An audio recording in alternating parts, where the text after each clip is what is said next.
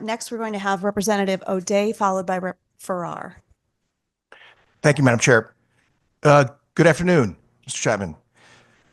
Just taking a look at, as I understand it, in Utah, actually, they did have a decrease the first year. The numbers were, on average, from 20, am I correct that the law went into effect as of 2019, January 1? I believe that's correct, yes. And there was an average of 33 drunk driver deaths per year in Utah, as I understand it, from 2016 to 2018. Does that sound about right to you? It does. I would have to look specifically. There is a study on the Utah experience that does detail those numbers. Yeah, I've got that. The last study I could find was 2022, the 20th annual DUI report to the Utah legislature. And to be clear, everyone here wants to see a decrease in deaths on our highways, which have been in record numbers. And I assure you, no one more than me. My understanding, though, is that Utah, it hasn't worked. In fact, yes, the deaths went from an average of 33 from 2016 to 2018. In 2019, it went down to 27. But in 2020, it went up to 48. And then in 2021, it went up to 61. And in 2022, they had a record 69 alcohol-related deaths. Are you aware of that? My understanding is that the numbers did go up during the COVID timeframe, as they did across the country for lots of reasons that we're still trying to understand, but that the numbers have now declined and that they're back down in a more positive range in Utah, a better range than they are across the country. All right. And we can check those numbers. It doesn't sound like your numbers are squaring with the numbers that I've seen, but we can certainly check those and provide them to you. Thank you, because that is different from the numbers I've gotten. And in talking to experts, going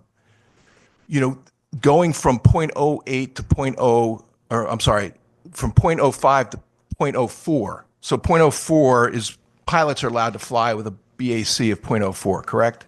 Well, no, because pilots aren't allowed to consume alcohol at all within 8 hours of flying. There is also this sort of parallel standard that says that your BAC can't be higher than 0.04.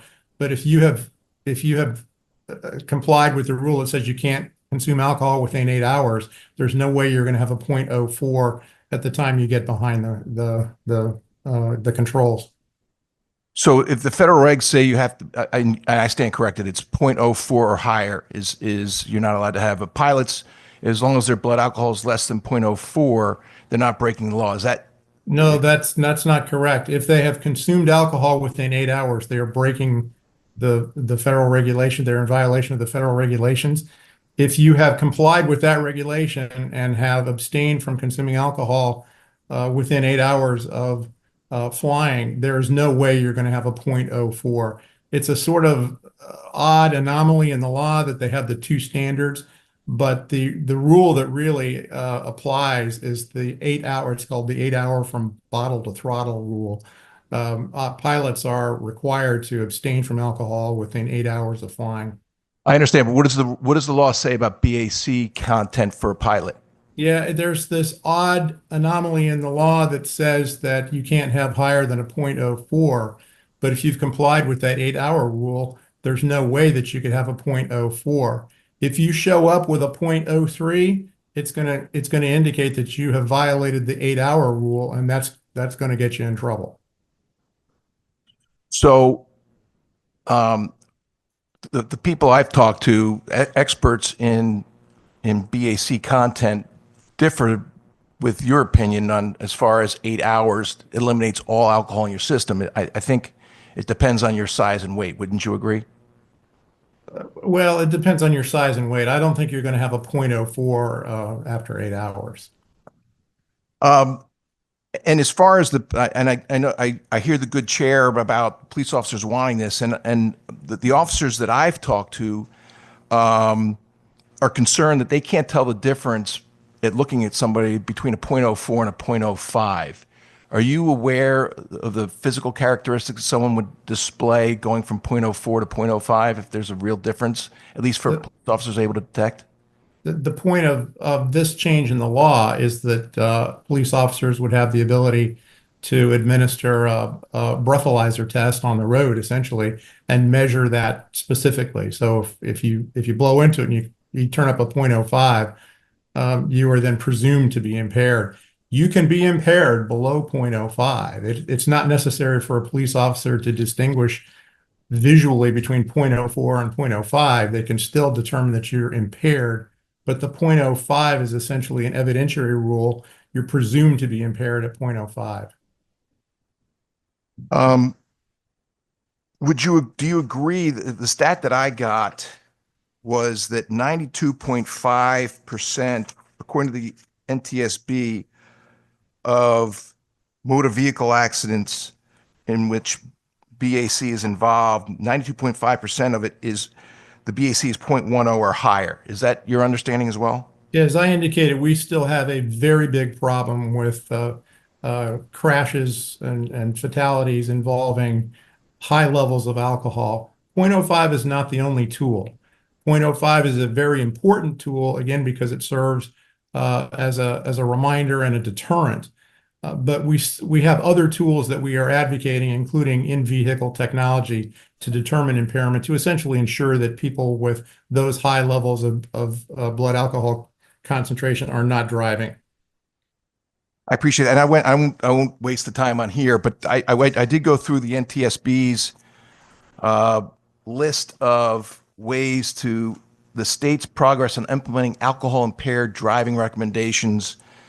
And you've got recommendations. H13-5 is the .05, correct? That sounds right. I would have to look. I'm not certain of the number, but that I know it's a 2013 recommendation. Yes, and the 13 signifies 2013. And then you've got, there's one, the H12-45, 13-9, 13-10. There's a lot of them that obviously states could implement, and Connecticut has not implemented a number of the NTSB's other recommendations, which is not relevant here today. But with regard to the marijuana, I believe your testimony was that's a particularly problematic situation when you've got both alcohol and marijuana mixed, as I understand your testimony, correct? What our research found is that a growing problem on the roads is a combination of impairing substances, most significantly alcohol in combination with cannabis. And has the NTSB taken a position on Connecticut's law that allows people to, in the statute, being smoking marijuana, and that is in the car while driving, and that is not sufficient probable cause to pull someone over while driving? Did you know that? We've not had an opportunity to take a position on that. But certainly we would have concerns about consuming any sort of impairing substance while driving. I would believe going from .08 to .05 certainly would help, but don't you think that preventing somebody from smoking marijuana while driving would be even a bigger help? I certainly wouldn't argue with. Well, I don't know if it's a bigger help. It certainly would be a help. I think these are parallel problems. Impairment from other substances such as cannabis and impairment from alcohol are parallel problems. What we're seeing is crossover often now where you have multiple substances. We think there are a number of tools that should be implemented to address all of these issues. .05 is only one of those tools. And finally, would you agree with me that if someone was drinking a beer as a passenger in a car, that would not impair someone who was driving the car if they weren't drinking that beer, correct? Not that I'm aware, no. However, if someone is smoking marijuana in a car as a passenger and the smoke is filling up the car, that secondary smoke could impair a driver, correct? That's certainly possible. We've not done research ourselves on the impact of secondary smoke, inhalation of secondary smoke, but that's certainly a conceivable scenario. Thank you very much, Mr. Chapman. Appreciate your work on making our highways safer and appreciate your testimony here today. Thank you, Madam Chair. Thank you. Good questions. Thank you. I think you testified that 188 million out of the construction pool had to go towards directed to safety. Is that correct? That's correct. So it's not a penalty as much as it is a redirect of the monies. We didn't lose the money. We were specifically told by the feds that we had to spend it on safety, training, and education, correct? Yes, that's correct. And has your safety budget on education, I've heard you testify, we need to spend more money educating drivers on particularly marijuana use on the highways. Would you agree with that? Yes, we are doing that today. Thankfully, the budget that is past two biennial budgets has directed a small portion of the cannabis fund to us for that purpose. And are you cutting the education budget or increasing the education budget, safety budget? We have not requested increases. The federal government has increased our NTSB funding slightly each year in the formula funds that we receive. As you sit here today, do you believe we spend too much money on safety? We can never spend enough money on safety. I agree with you. Just so the public is aware, and I certainly would defer to my good chair, we're not losing that federal money. The feds, because we have the open container allowed law, they're directing us, we have to spend it on safety. And as I understand your testimony, you don't believe we spend too much money on safety. We need to spend more on it. Is that fair to say? That's true. I guess it determines what type of safety investments. And our hands are tied because of this. We're restricted in being able to flex funds as much as we would like to. And I get it. We always want funds unrestricted completely if possible. But at the end of the day, my question to you is it your testimony to sit here today that we have shovel-ready jobs that we don't have the funding for, that if we had that $188 million, that we would have redirected that out of safety and into construction? Yes, we would have. Can you get me those numbers, exactly what would have been redirected out of safety? Because we spent, I want to make clear, I don't think we spent enough money on safety, to be clear. So I want to know what money was spent on safety that the feds required that you would have redirected to construction and kept out of safety. So I can't do that for you, sir. I know you can't do that for me now. I can't do that for you. I can't look back and look at what decisions previous commissioners made that I disagree with. I don't feel comfortable doing that. Okay. So as you sit here today, you don't know what, if any, monies previous administrations was spent on safety that you would have spent on construction. Is that fair to say? I don't feel comfortable making that decision because it's contextual. Each year, a department makes a decision based on the needs. There are plenty of projects. If you look at our capital plan we've published, there are things that are on the over program list, which means we don't have funding to do those projects. And we push it out a year. But I can't go back and say what this previous commissioner, their capital plan, they made the decision because I was not in the room when that decision was made. Fair enough. So what I'm asking you to do then is, while you've been commissioner, I want you to provide, not now, but provide us what monies out of you didn't have a year over year of the 188 million out of the construction was moved to safety per the feds. So I'm curious because I need context for me in voting. I want context on the amount of money that was shifted from safety that you would have, as commissioner, shifted from safety as required by the feds to construction that were not otherwise shifted because of the open bottle container. Is that clear? Absolutely. We can give you a breakdown of the year. I can tell you every single year we fight and beg law enforcement departments to take the money we have available to do overtime shifts for enforcement. So if they are, we spend a lot of staff time asking law enforcement departments to do more enforcement and overtime shifts for distracted driving, for seat belts, for drunk driving. And so, that is one area. Yeah, agreed. Thank you. So as I understand it, now moving away from that, and I appreciate it. And Commissioner, I am not, please don't take any of my questions. I know how passionate you are of the safety of the residents on the highways, and I share that passion, believe me. My intent is not to diminish that passion at all. I appreciate it greatly. Please, the entire department, I have the utmost respect for. I just want to know numbers so that I can make a decision from a legislative standpoint. The number one priority to me is safety on our highways, and it is not working. What we're doing right now is not working. We can all agree on that. There's not a person in this room that would raise their hand and say, there's no more we can do. I know that. My concern is we're going after the 0.08 to 0.05 when there's so much lower hanging fruit that we can spend our time on. And to that point, I heard Mr. Chapman testify that there were 127 lives lost due to alcohol-involved fatalities in Connecticut. Is that what you heard in 2024? I don't, well, 2024 numbers are not yet finalized. We have estimates because not all the medical reports are submitted. Fair enough. In the research that I had, there was 313 fatalities in Connecticut, not necessarily involving anything other than fatalities, up to, I think, mid-December. Does that sound about right to you? Yeah, as at the end of December, we had 328 people killed on our roadways that we're aware of. And so the year before, as I understand it, 2023, there was 308 lives lost. Is that your understanding? That's correct. And out of those, either 2023 or 2022, how many involved alcohol, if you know? Well, do you mean impaired over 0.08 or just any presence of alcohol? So I was going to break it down after any presence of alcohol, because then I was going to break it out from there.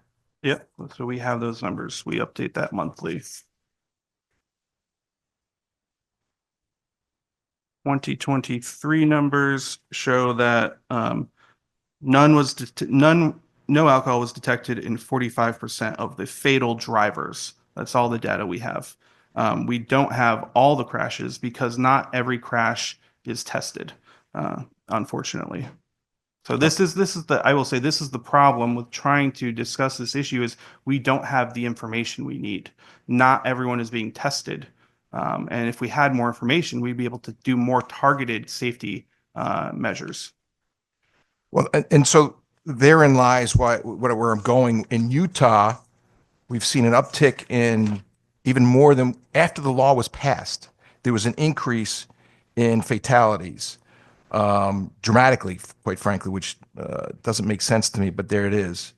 And so they had, for a period of a 16-year span, there were 35 fatalities with BAC of between 0.05 and 0.07 in Utah. Again, different, I understand. But out of those 35 in over 16 years, 2/3, according to this study, had corresponding drugs and excessive speed as a major factor in the accident. And so, as I understand your testimony, we don't know how many fatalities involve BAC levels between 0.05 and 0.079. Is that fair to say? Not entirely. So we have many of those numbers, but not all of them. So if there is a fatal driver, in the majority of those cases, they are tested by the state medical examiner, but not all of them. And I will say, yes, Utah did see an increase. Connecticut saw an increase. And when you talk about Utah, you have to look at it in the context of every other state and what was their increase in comparison to the other states and what was their decrease in comparison to the other states. And they are better performing any other states. Okay. How is there, and we're going to get to this with another person that's going to be testifying, law enforcement. We've got a problem in Connecticut with there's a lot less vehicles being pulled over by the police. Is that fair to say?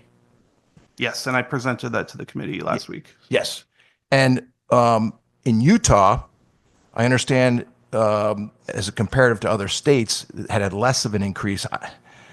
I don't know exactly how you compile that, but if you have those information, if you could send that to us, that'd be great. I know you send us a lot of information, and I greatly appreciate it. But in Utah, they had more than double the amount of fatalities involving drugs than alcohol.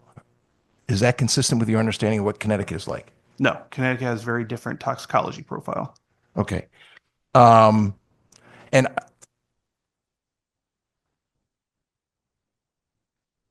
I will tell you, I used to vote against, generally speaking, the speed cameras because of accuracy and whatnot. But is it your understanding the speed cameras work, correct? Yes, every documented research shows it works.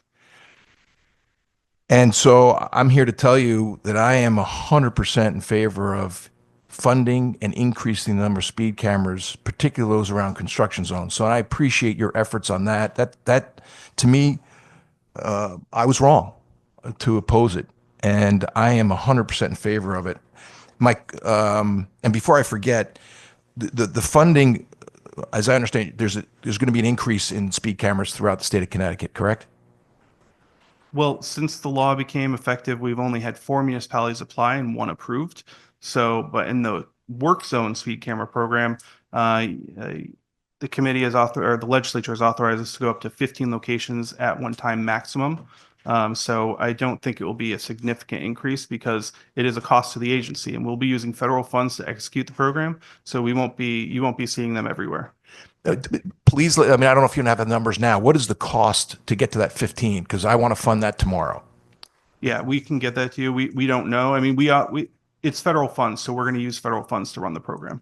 All right. So are you confident then you can get to the 15 max within this year? So our goal is to have the first ones live by the end of the summer. Okay. So how long do you think it will take to get to the 15? If finances were not an issue, if we were to say, don't worry about the money, we got you. Construction season of 26 is our goal to have the full deployment. And if you had your druthers, you were the ultimate decision maker. How many? So we got a max of 15. How many would you want? I'd love it on every single crash truck that we have out there. And how many crash trucks do you have? I'm not kidding. Several hundred, but I mean, that's not feasible. What ideally we would have is we would have, the concept that the committee has in one of the proposals to look at deployment of speed safety cameras in other aspects of the highway where the problem with the speed camera is if it's a fixed location, someone knows it's there, they slow down because we have multiple signs telling them it's approaching, they get past it, and then they speed up. There's a different utilization called a point-to-point, where it's a corridor, and you have signage before you hit the corridor and when you're leaving the corridor, and there's a camera at the beginning of the corridor and at the end of the corridor, and based on how long it takes you to get through that corridor, you know how fast someone's driving. And so that's something we'd like to research potentially using, because that will cause someone to actually slow down through the entirety of that area. That's fantastic. Please keep us posted on what we can do to help you on that. Before I forget, are there any monies in your budget to increase the freight train service? There is not. I believe we have there are some funds available to do the next round of freight rail improvement project grants. We think is an extremely valuable grant program. Getting freight to move in an efficient manner through our state is critical because we've seen freight traffic through the truck and the rail side continue to increase. And as we've seen with our passenger rail, you need to invest in the infrastructure to make sure it's effective and efficient. And I know we've been talking about the open bottle container and reducing BAC. Has the department taken a position on Section 18 of Public Act 21-1 that legalized recreational marijuana? And I'm going to read, except as provided in Section C of this section, the existence of any of the following circumstances shall not constitute in part or in whole probable cause or reasonable suspicion and shall not be used as a basis to support any stop or search of a person or motor vehicle, the odor of cannabis or the smoking of cannabis. That to me, Commissioner, is outrageous. If a police officer sees me drinking a beer, I want him pulling me over. Okay, that's dereliction of me as a driver. If somebody sees me smoking marijuana joint while driving, they should be pulling me over. But under the law, and I'm an attorney, I don't do criminal work, but I'm told, and the way I read the plain language, you're not allowed to pull somebody over. You could literally smoke a joint and wave to the officer, and he's not allowed to pull you over unless there's some other reason to pull you over. Is that your understanding of the law? So I'm not a criminal attorney either. I know I absolutely understand your concern there. I have heard from other law enforcement officials who say they still have other potential probable cause to pull someone over for suspected impairment. I will say, we at the Department of Transportation try and root everything we propose to this committee on federal research. And I think you heard Member Chapman talk about that. On that area, there is lack of research in terms of, I'm in my 40s, so I'll use a term, hotboxing, right? We talked about hotbox detections on the railroad where with cannabis, enclosed space, right? What's the hot? Honestly, I just asked. What's a hot box? So, if you have an enclosed space and someone is consuming marijuana, will that impair them? So, I apologize. I'm that naive. Okay. No. So that's where, we need more research into exactly the federal government needs to be doing research in this area.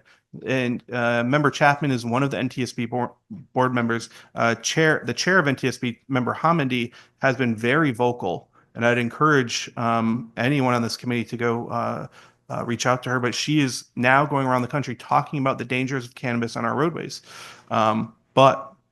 Until there is some federal research behind specifics as to this situation, we at the Department of Transportation are not comfortable bringing forward changes to the criminal code on that.